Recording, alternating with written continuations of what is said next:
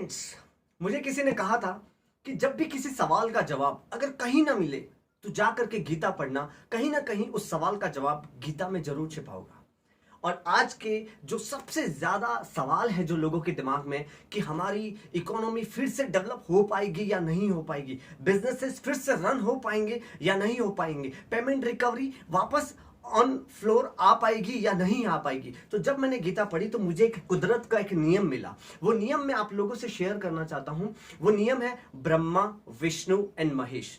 अब आप कहोगे कि ये तो भगवान के नाम है, मैं कहूंगा कि एक नियम है। ब्रह्मा जो किसी भी चीज को बनाते हैं, विष्णु जो उस चीज को चलाते हैं, और महेश जो उस चीज का विनाश करते हैं। अगर आप वेस्टर्न कल्चर में भी देखोगे तो उन्होंने गॉड का नाम दिया। जी मीन्स जनरेट, किसी भी चीज को बनाना जो ब्रह्मा जी करते हैं। ओ मीन्स ऑपरेट, उसको चलाना जो विष्णु जी करते हैं। एंड डी मीन्स डेस्ट्रॉय, जिसको महेश जी करते हैं। आज जो ये मैंने शर्ट पहना है वो कभी बना था, अभी ऑपरेट हो रहा है, चल रहा है, और कभी ना कभी इस शर्ट का विनाश होना है। तो लेकिन आफ्टर डेस्ट्रॉय व्हाट, विनाश के बाद क्या?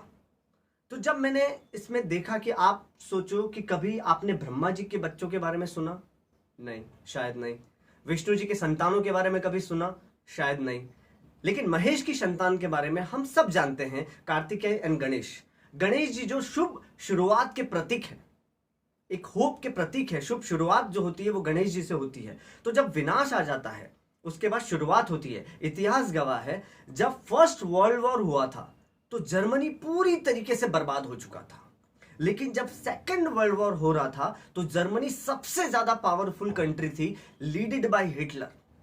जब सेकेंड वर्ल्ड वॉर हुआ तो जापान पूरी तरीके से बर्बाद हो चुका था।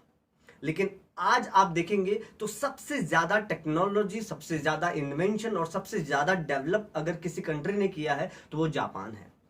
आप इंडिया में देखेंगे तो आपको अगर शायद ध्यान हो कि गुजरात में सूरत नाम का एक शहर है जहां पे, जिसको सबसे ज्यादा अनहाइजीनिक सिटी के नाम से जाना जाता था। एक समय में वहां पे प्लेग बीमारी फैल गई थी, सबसे ज्यादा अनहाइजीनिक सिटी के नाम से जानी जाती थी। लेकिन उसके बाद अगर गुजरात में किसी सिटी ने सबसे ज्यादा डेवलप किया है तो वो सूरत ही है। 2001 में जब गुजरात में अर्थक्वेक आया था तो कच्छ जो डेवलप नहीं था वो पूरी तरीके से बर्बाद हो चुका था। लेकिन 2001 से 2020 तक में अगर आप देखोगे तो सबसे ज्यादा डेवलपमेंट कच्छ में हुआ है।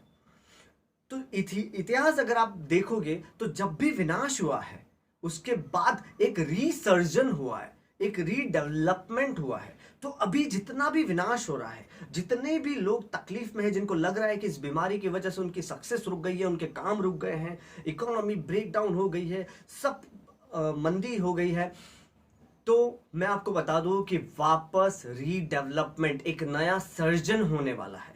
उसके लिए आपको अपने आप को प्रिपेयर करना है, क्योंकि ये जो शांति है ये तूफान से पहले की शांति है। इसके बाद डेवलपमेंट का तूफान आने वाला है। उसके लिए आपको सिर्फ दो चीजों पे फोकस करना है। एक है पॉजिटिविटी, मतलब आपको पॉजिटिविटी पे ही फोकस करना है, आपको अपॉर्चुनिटी पे फोकस करना है। अगर आपका ध्यान, जब आप कुछ चीज खरीदने का सोचते हैं, अगर आपने सोचा कि आपको ऑडी कार खरीदनी है तो आपको हर जगह बाहर ऑडी कार दिखेगी, क्योंकि आपका फोकस उस कार के ऊपर है।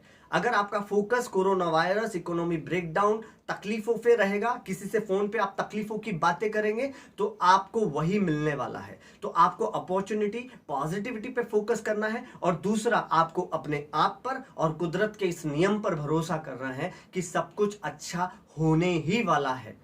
इसलिए गीता में लिखा है कि जो हुआ है वो अच्छा हो रहा है और जो होगा वो भी बहुत अच्छा होगा। तो आपको कुदरत के उस नियम पे भरोसा करना है।